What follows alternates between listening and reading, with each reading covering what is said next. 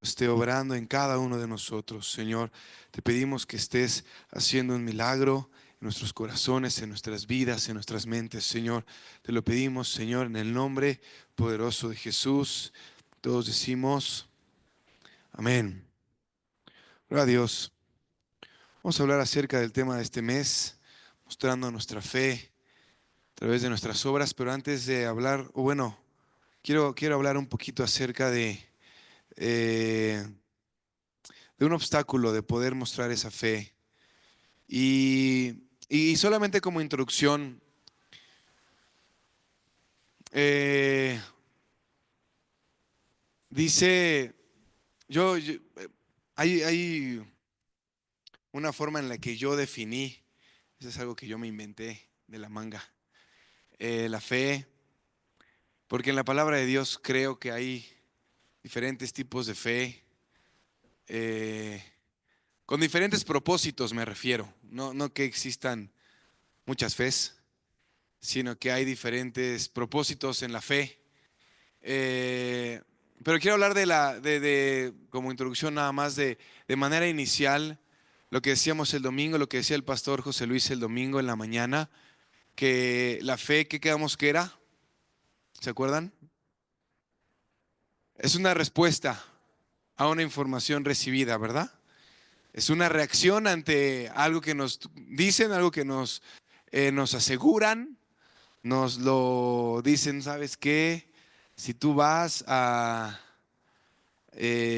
Chalma, ni siquiera sé cuándo es eso de Chalma. ¿Ya fue? ¿Ya pasó? ¿Quién sabe? Si tú haces esto, si tú haces lo otro, hay gente que yo he hablado con ellos que dice, no es que yo le he pedido a la muerte y me ha respondido. Entonces, hay una fe que existe en todos los seres humanos, en todos.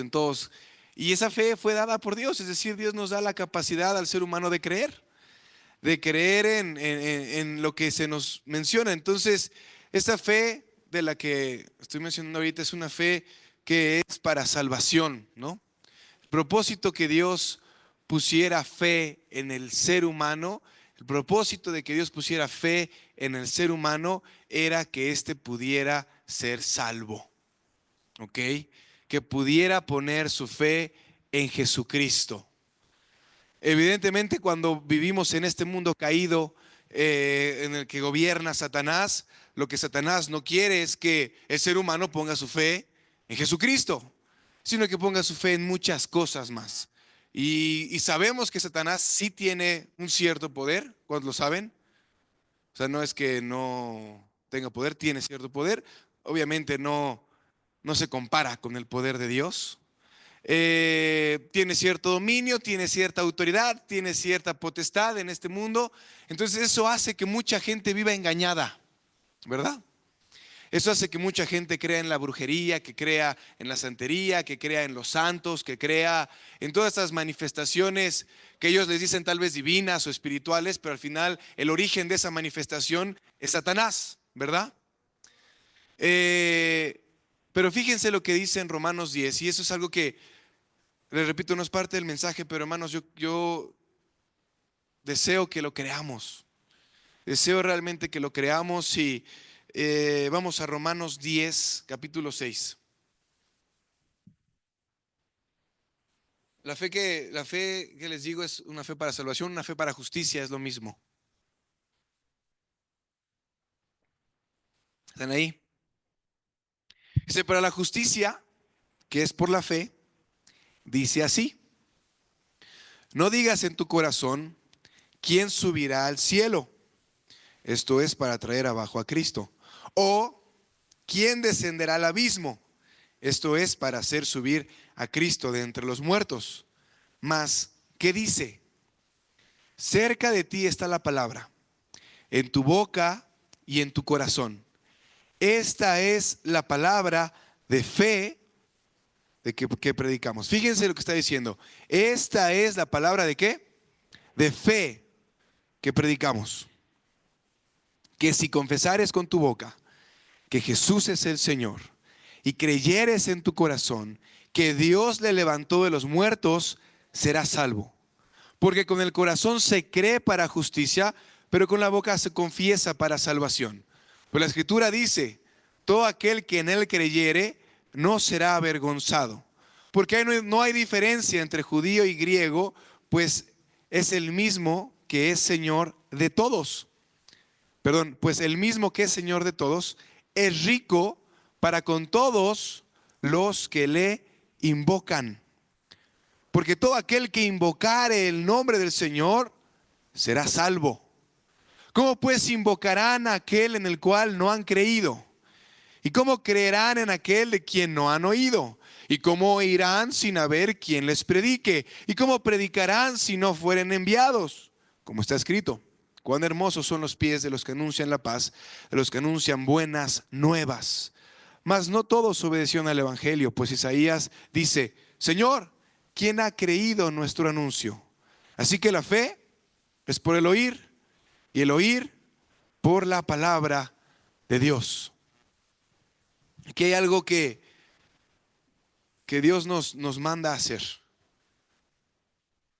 a través del apóstol Pablo en su epístola, y esa es que prediquemos la palabra de fe. ¿Qué es predicar la palabra de fe? Es compartir a las personas que necesitan a Jesucristo. ¿Cuántos lo creen? Aquí está el problema. Si nosotros no pensamos que necesitamos a Jesucristo, pues ¿qué les vamos a andar compartiendo a las personas que lo necesitan? Me doy a entender. Y ahorita ese es el punto del mensaje. Pero antes de que lleguemos a ese punto es, hermano, crees totalmente en tu corazón, estás convencido en tu corazón que el mensaje del Evangelio es real y funciona. Convencido, no hay duda. Puedes salir a las calles y puedes ir con la certeza y con la convicción de que si compartes que el Dios que creó el universo se hizo hombre, caminó entre nosotros perfecto, íntegro, puro, sin mancha, y después decidió ir a la cruz a morir por tus pecados, por mis pecados, y después al tercer día resucitó por el poder del Espíritu Santo y se sentó en los lugares celestiales. Ese Dios hizo ese milagro en mi corazón, en el tuyo, y lo puede hacer en cualquier corazón. ¿Lo crees? ¿Lo crees? Porque ese es el punto de nuestra fe. Si no creemos en lo que Jesucristo ha hecho por nosotros, no vamos a tener la fuerza, ni las ganas, ni mucho menos la fe, obviamente, para compartir el Evangelio. Pero si creemos que esa fe, que un día Jesucristo nos buscó, nosotros tal vez le buscábamos, pero Él nos estaba buscando antes, y nosotros no le buscábamos porque queríamos el cielo. Bueno, sí queríamos el cielo, pero realmente lo buscábamos pues porque estábamos enfermos o amargados o lo que fuera que estuviésemos. Pero Jesucristo me dice, mira, eso yo lo puedo resolver así. Lo que yo quiero es tu corazón. Lo que yo quiero darte es la vida eterna. Lo que yo quiero darte es que tú conozcas y experimentes, tengas la certeza, la seguridad de que soy real. Y hay un cielo, y hay un camino que transitar para llegar a ese cielo. ¿Me voy a entender? Esa es nuestra responsabilidad. Esa es nuestra responsabilidad. Y muchas veces, yo no sé ustedes, a mí me ha pasado, muchas veces, está mal. Vamos a compartir el Evangelio y no tenemos esa fe. No creemos. ¿Y por qué no creemos? Porque tal vez en la realidad de nuestra fe no lo estamos llevando a cabo. ¿Me voy a entender? Entonces vamos y compartimos una persona así, mira, Jesucristo te ama, Él murió por ti. Pero muchas veces nuestra fe está tan valiente. ¿Sí me voy a entender? Muchas veces nuestra fe, o tal vez no está tan valiente, muchas veces nuestra fe no es congruente. No es congruente con lo que decimos y hablamos y compartimos, y cuando nos conocen y ven nuestra vida, dicen, pues como que no checa, ¿no? Entonces, hermanos, cuando vayamos a evangelizar, ¿cuántos aquí están en algún grupo de casa, activos o ministerio satélite? Levanten su mano. A ver, hasta arriba, ¿o les da vergüenza o qué? ¿Les da pena? La inmensa mayoría, ¿no? ¿Qué hacemos en los grupos de casa? Salimos a evangelizar, ¿verdad? Salimos a compartir el evangelio. ¿Por qué lo hacemos? ¿Por qué lo hacemos?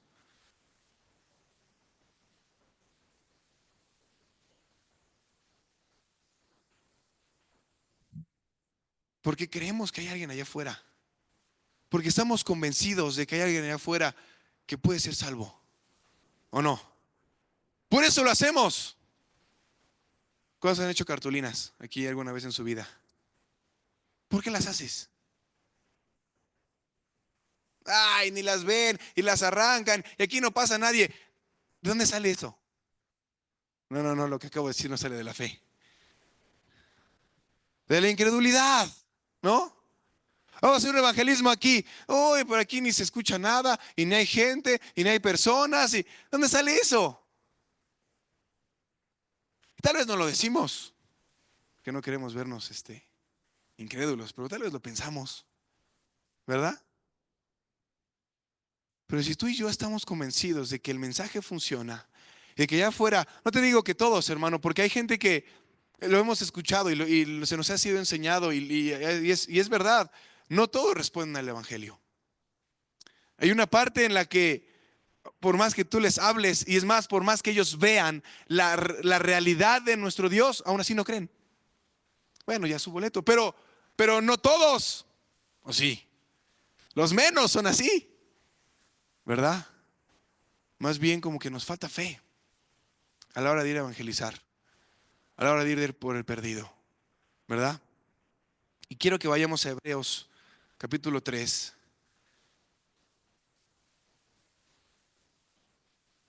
Hebreos capítulo 3, vamos a leer desde el 7 hasta el 4:2. Hebreos 3, 7. ¿Están ahí?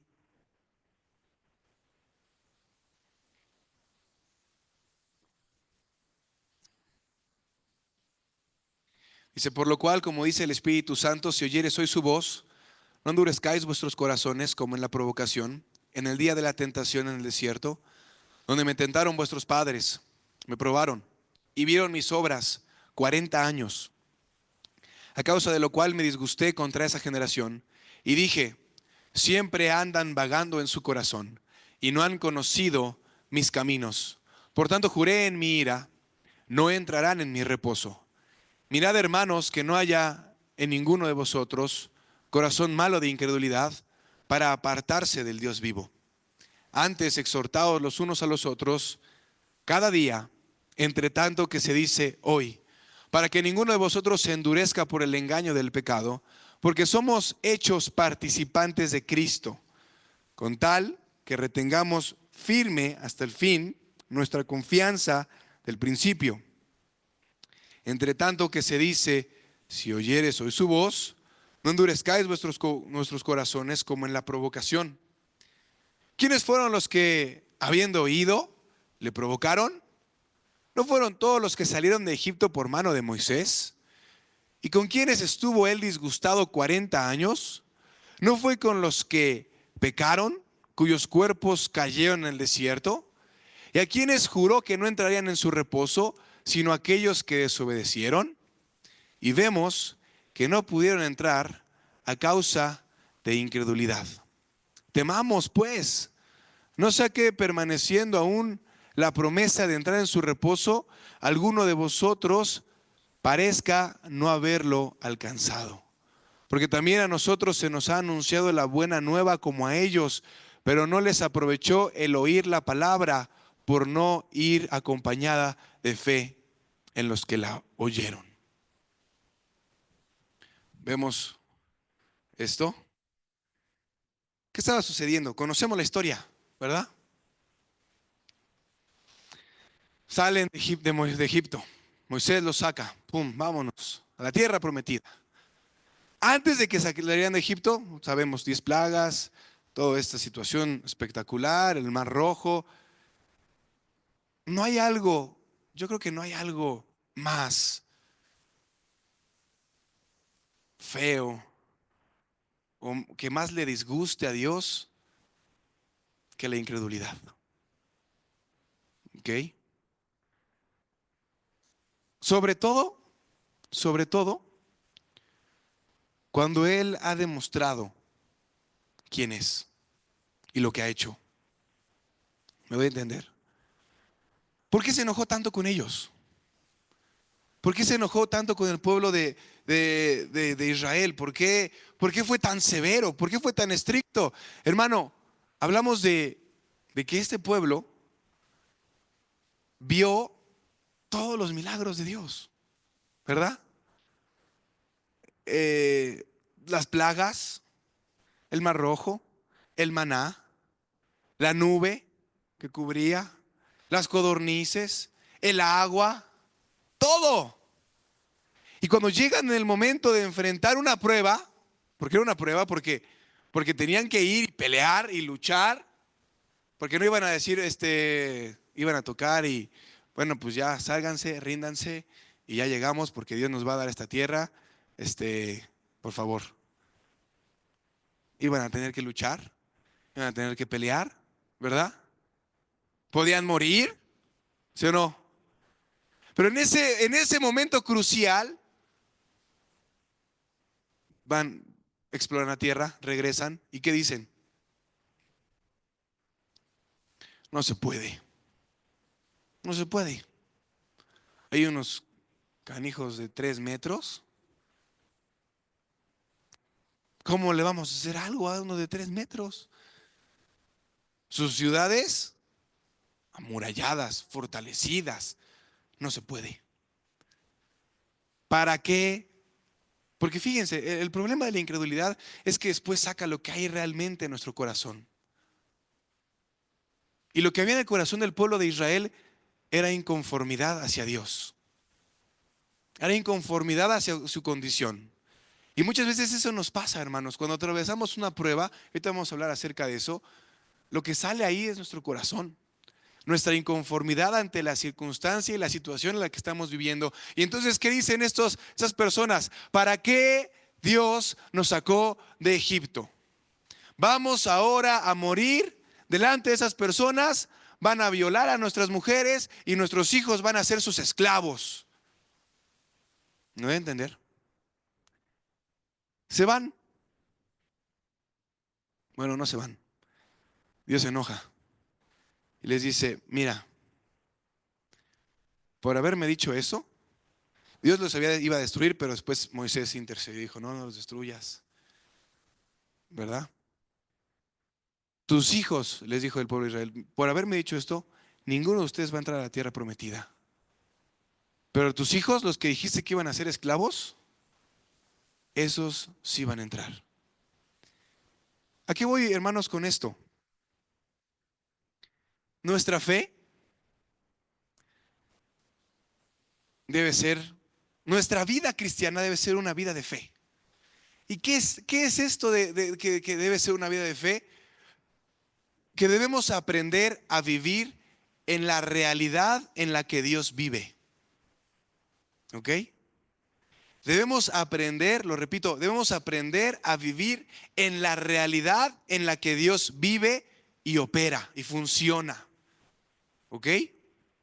Esa realidad no está basada, no está fundamentada en el mundo de los sentidos.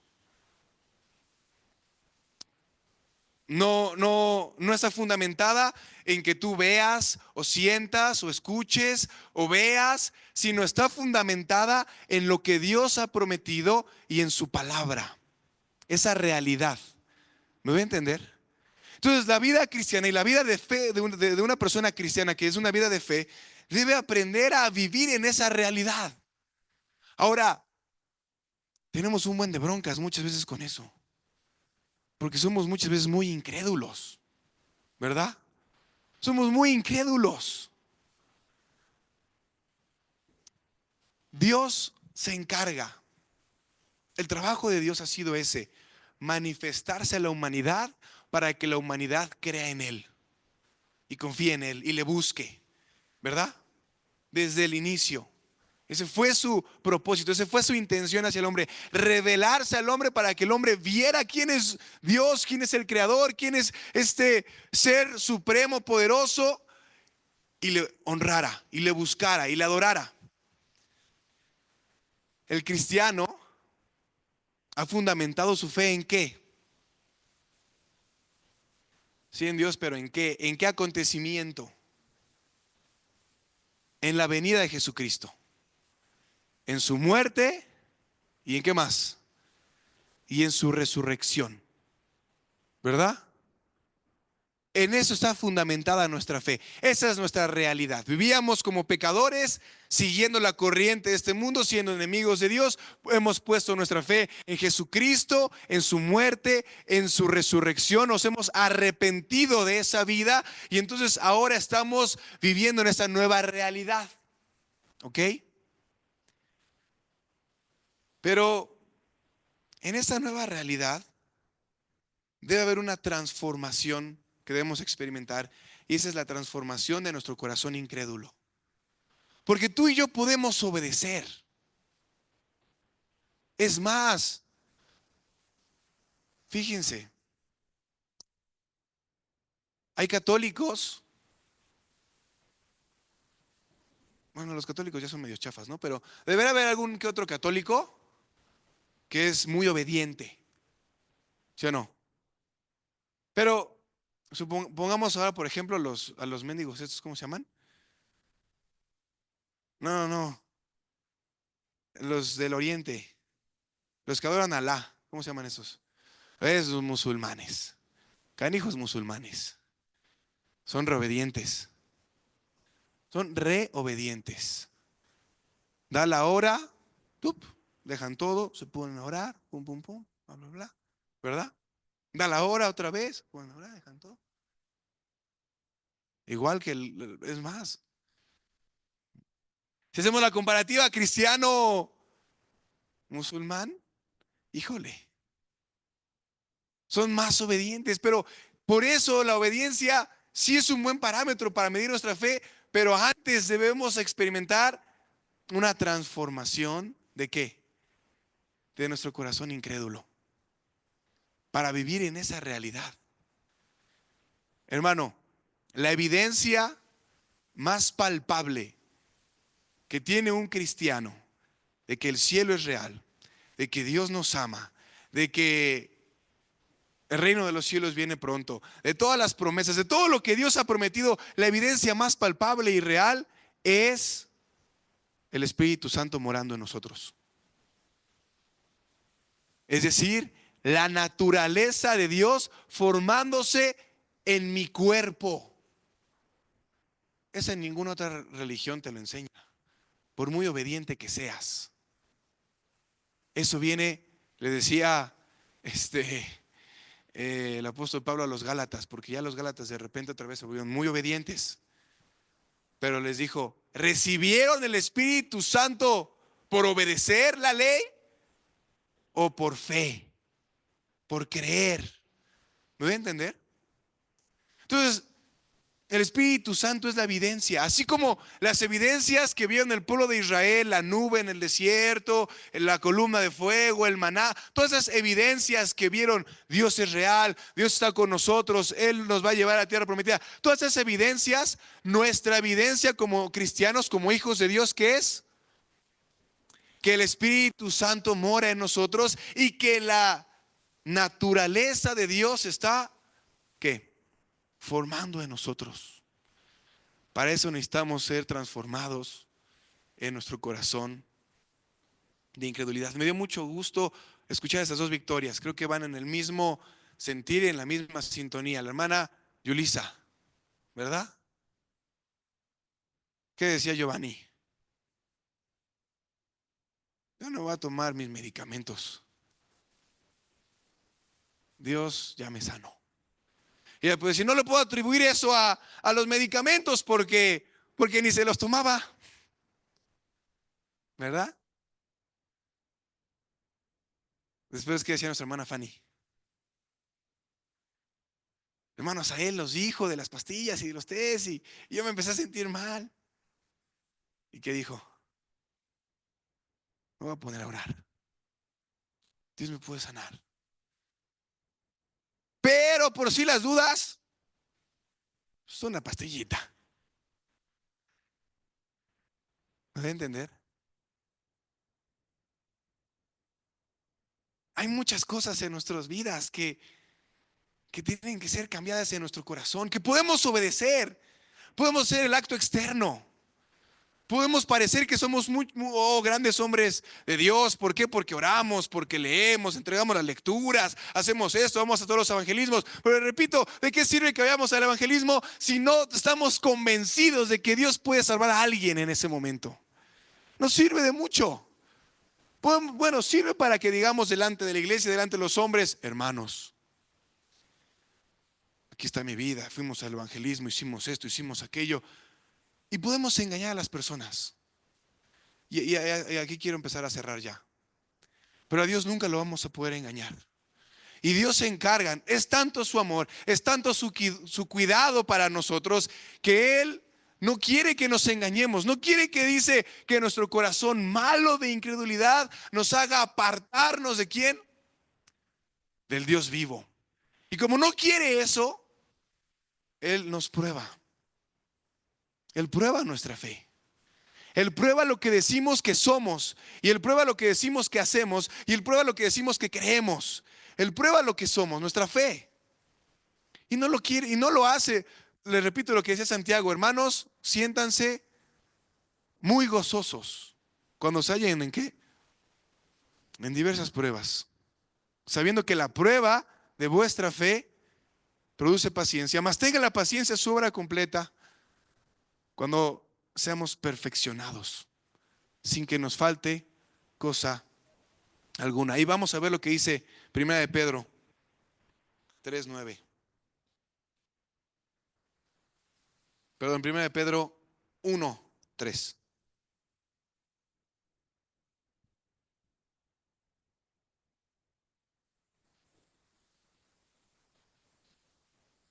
¿Estoy siendo claro? ¿Sí vamos bien?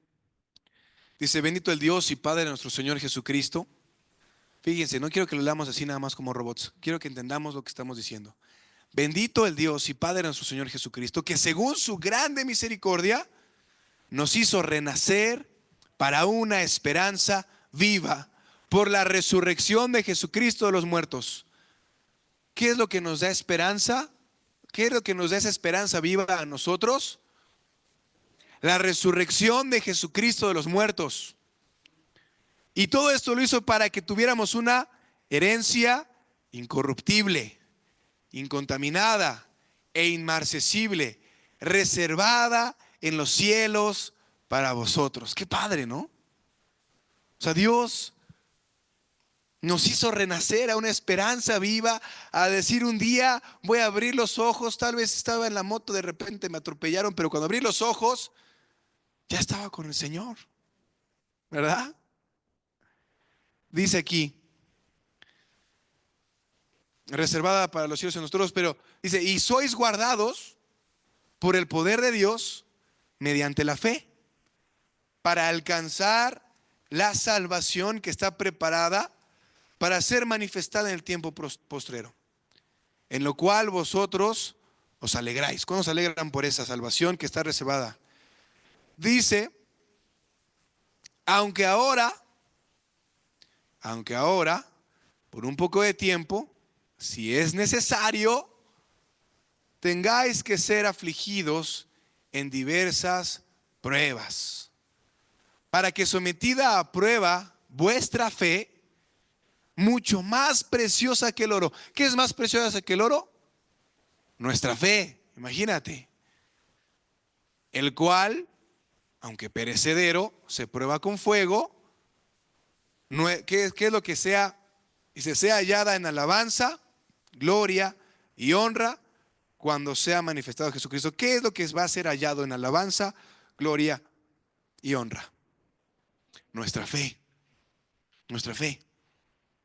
Dice en el 8: a quien amáis sin haberle visto, en quien creyendo, aunque ahora no lo veáis, os alegráis con gozo inefable y glorioso, obteniendo el fin de vuestra fe, que es la salvación de vuestras almas. Entonces, en esta realidad, les repito, en esta realidad que debemos aprender a vivir, podemos aparentar que vivimos en esa realidad, y ser muy obedientes y ser, "Oh, hermano, yo estoy echándole muchas ganas, pero Dios se va a encargar de qué? De probar esa fe. No porque nos odie, no porque sea un Dios malo, porque nosotros siempre asociamos prueba a algo que malo. Prueba, malo. No, no, no, pruebas, no. La escuela y sacamos nuestros traumas, ¿no? No, Dios quiere que no nos alejemos de Él. Dios quiere que nuestras vidas sean auténticas en nuestra fe.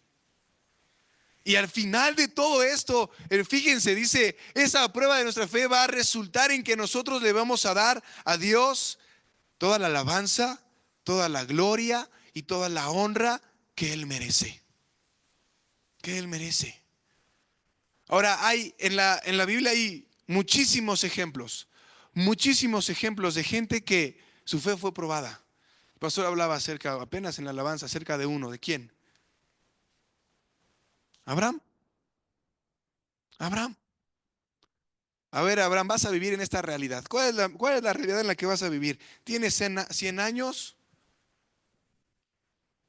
pero vas a ser padre de millones de personas.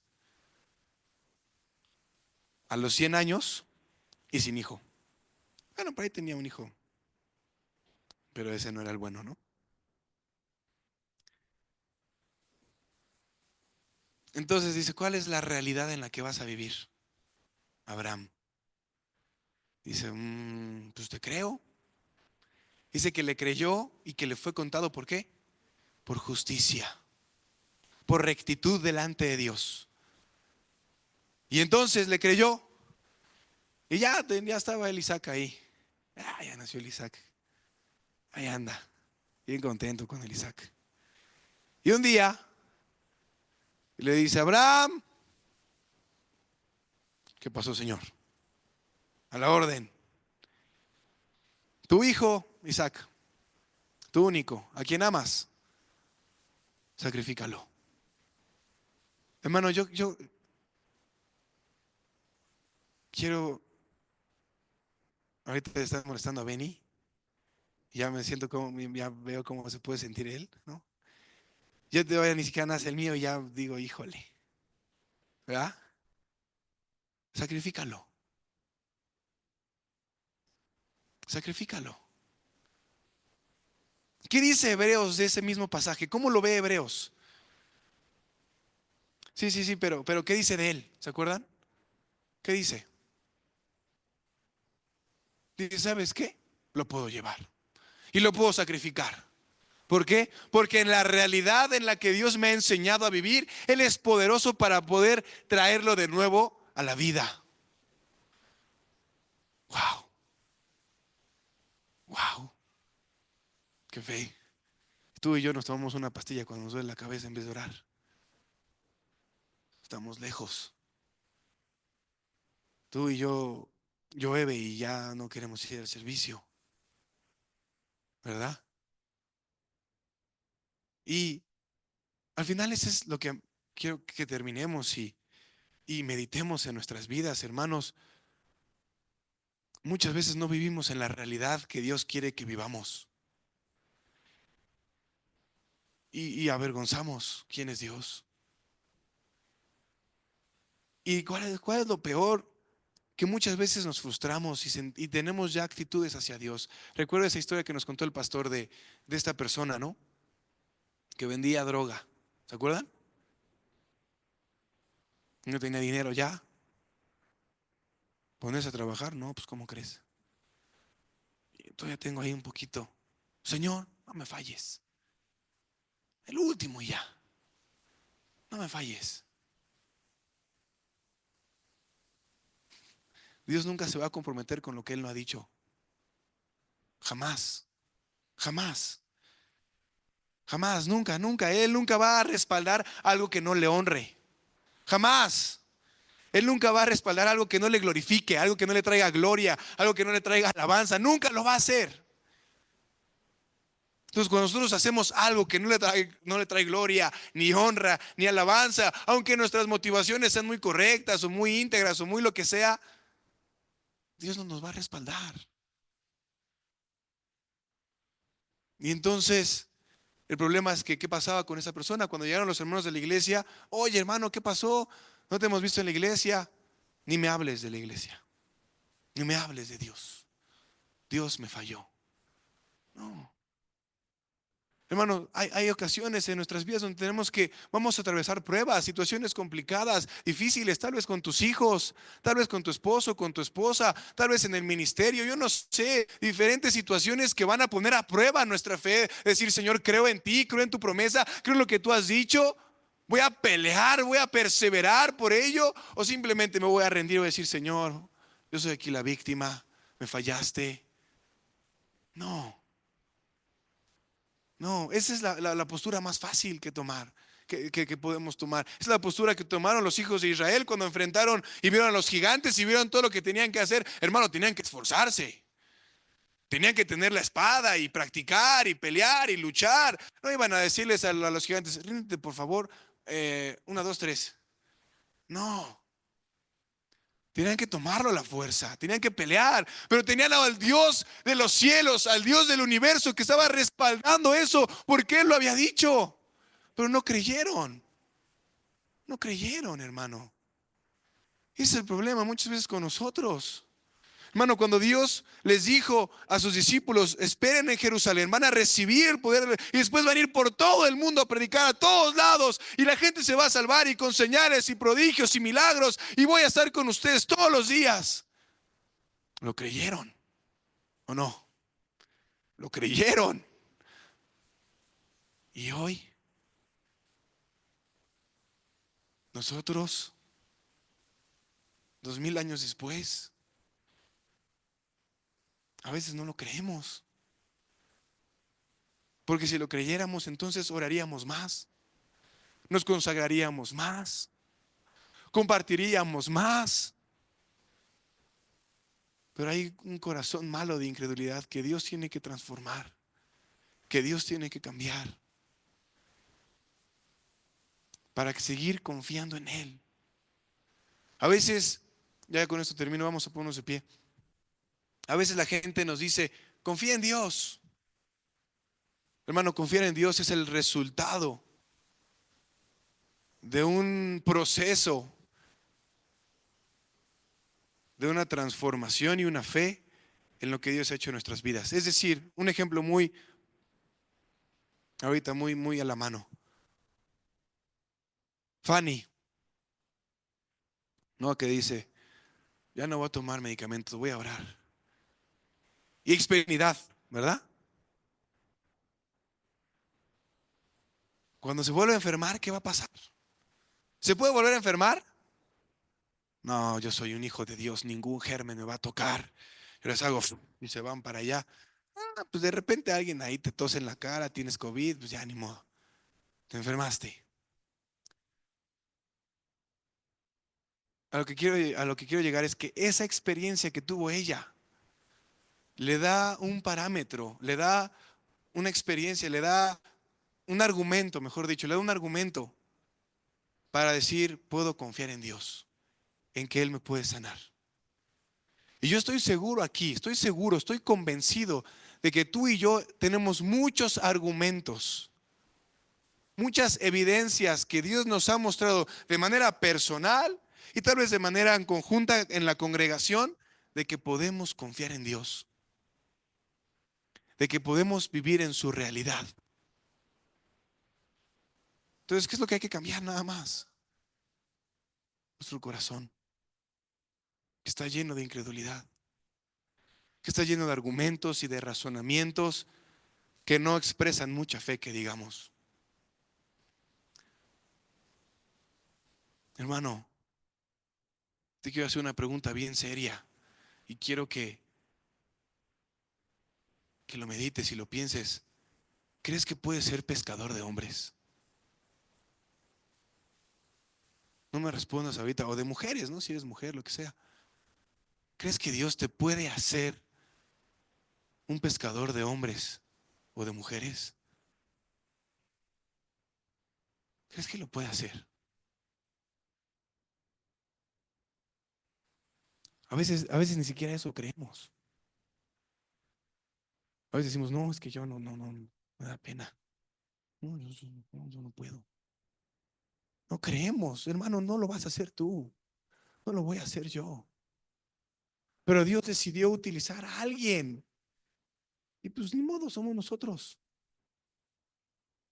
Pero yo creo, soy convencido de que todos aquí tenemos el potencial de ser pescadores de hombres. Todos.